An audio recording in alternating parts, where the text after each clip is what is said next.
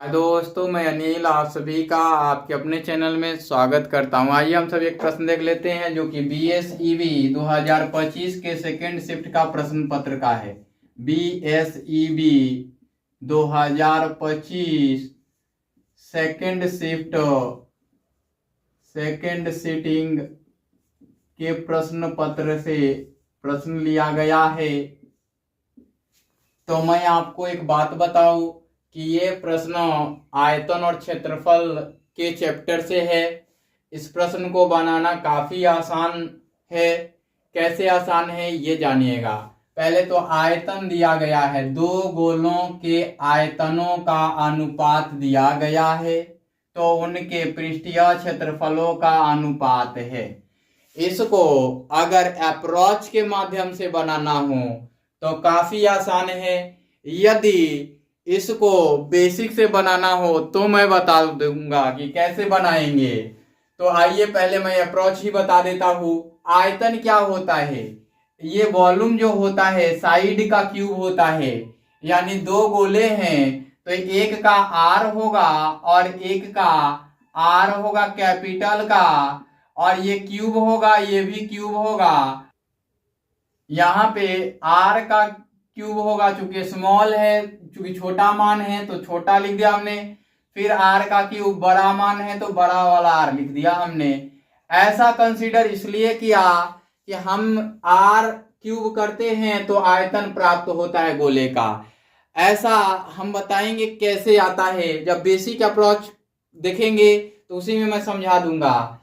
ये वाला दिया गया है 27 और ये वाला दिया गया है 216। अब देखिए आर का क्यूब और आर का क्यूब ये करेंगे तो ये 3 का क्यूब आएगा और ये कितने का आएगा? ये आ जाएगा 6 का क्यूब, ये आएगा। अब देखिए कि ये जो आएगा आर और आर का क्यूब आएगा। ऐसे क्यों आएगा? ये चीज आप पहले से ही जानते हैं।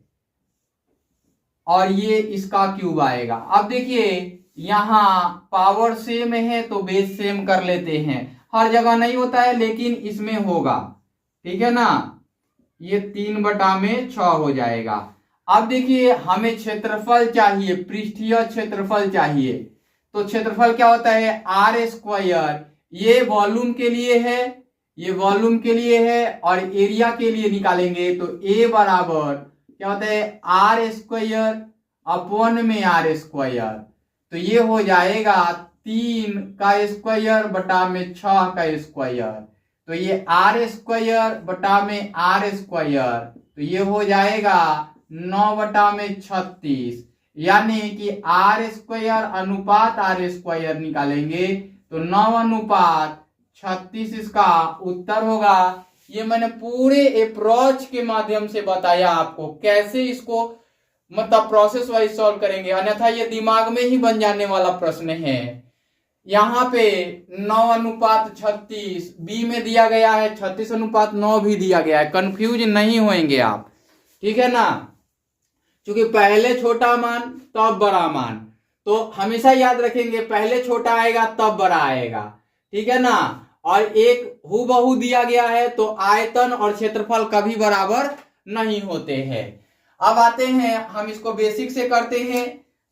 वीडियो को शुरू से अंत तक देखा कीजिए, आपको काफी बेनिफिट मिलने वाला है। हमने लिखा सॉल्यूशन, हल, है ना। दो गोलों के आयतनों, है ना, यानी volume of two sphere, ratio of volume of two sphere is equal to 27:216, then, है ना, find the value of find their ratio, find the value of their total surface areas ratio, या रेशियो टोटल सरफेस एरियाज, ऐसा बोलेंगे। चलिए आगे की ओर आते हैं। यहां पे लिखते हैं हम सॉल्यूशंस के बाद गिवन अर्थात दिया है, दिया है क्या दिया गया है, दो गोलों के आयतनों का अनुपात, यानी कि ratios of two S ratios of volume of two sphere, अर्थात दो गोलों के आयतनों का अनुपात, आयतनों का अनुपात बराबर 27 यहां पे इज टू 216 है, 216 है। और क्या पूछा गया है, their total surface areas ratio, है ना, अर्थात उनके पृष्ठीय क्षेत्रफलों का अनुपात, उनके पृष्ठीय क्षेत्रफलों का अनुपात, यानी केवल पृष्ठीय क्षेत्रफलों का अनुपात लिख सकते हैं, पृष्ठ क्षेत्रफलों का अनुपात। देखिए दो लैंग्वेज में चल रहे हैं तो टाइम लगेगा, ठीक है ना, तो अगुताएंगे नहीं, पूरा देखेंगे, आपको काफी बेनिफिट होने वाला है। ऐसा पूछा गया है, यहां पे ये रेशियोज पूछा हुआ है इनका दोनों कि क्या होगा। तो आइए अब आगे की ओर। नाउ अब माना कि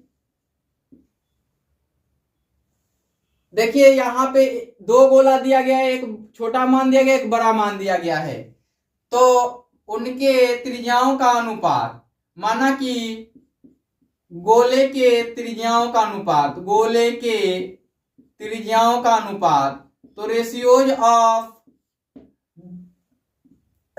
ऑफ रेडियस ऑफ स्फीयर, त्रिज्याओं का अनुपात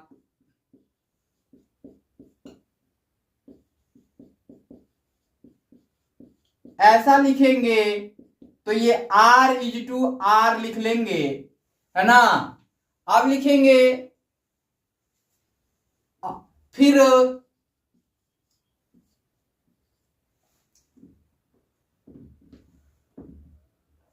गोले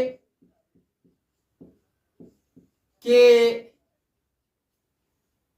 आयतन के सूत्र से, आयतन के सूत्र से ये लिख लेंगे। इसको बनाने के अलग अलग अप्रोच है, मैं हर क्वेश्चन में कुछ अलग अप्रोच दे दूंगा ताकि आपको प्रत्येक कॉन्सेप्ट सीखने को मिल जाए, है ना। ये अलग अलग भी मान के क्वेश्चन से, एक दो मान के भी बना सकते हैं, पीछे मैंने बनाया भी है। अब यहां डायरेक्ट बनाने का मैं बता रहा हूं।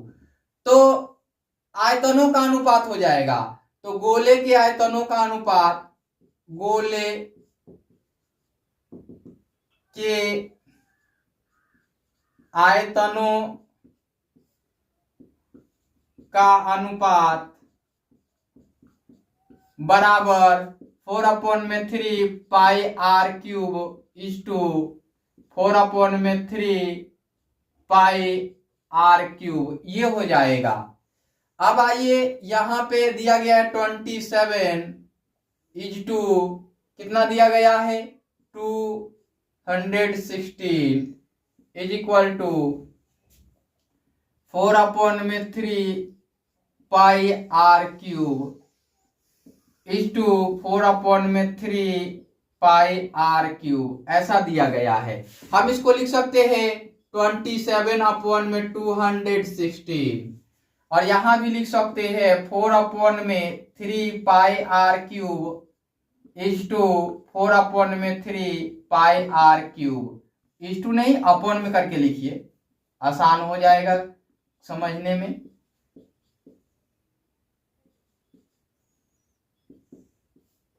4/3 पाई आर क्यूब, ऐसा हो जाएगा। अब एक चीज समझिए, यहां पे 4/3 बराबर है, कट जाएगा, पाई पाई कट जाएगा, यहां आर क्यूब अपॉन में आर क्यूब बच गया। देखिए यही वाला आ गया, ये वाला आ गया, देखिए आया कि नहीं। तो अब हम यहां से इसको या करके लिख देते हैं, यहां से या या है ना, ये हमने लिख दिया। अब थोड़ा सा मॉडिफाई करना पड़ेगा, यहां से r/r प्राप्त हो गया आपको। थोड़ा सा मॉडिफाई क्या करना पड़ेगा, मैं कर देता हूं, इसको फिर से लिख दूंगा मैं, कोई दिक्कत नहीं होगी। ये आपका फाइंड आउट हो गया r।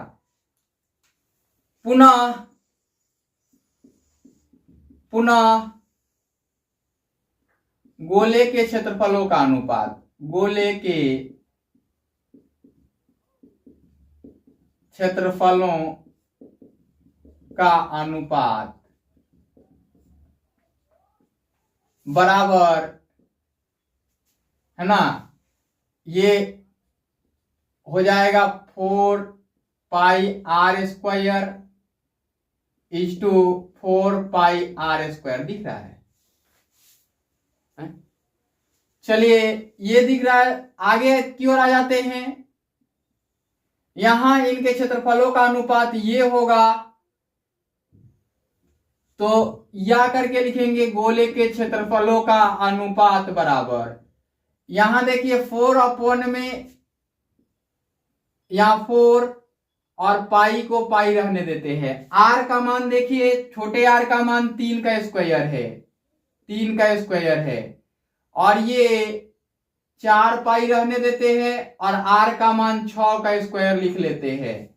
अब देखिए कि ये 4 पाई और 4 पाई कट जाएगा, क्योंकि अनुपात में है यहां, तो ये मिलेगा। इसलिए गोले के क्षेत्रफलों का अनुपात बराबर 9:36। यही इसका उत्तर हो जाएगा। कितना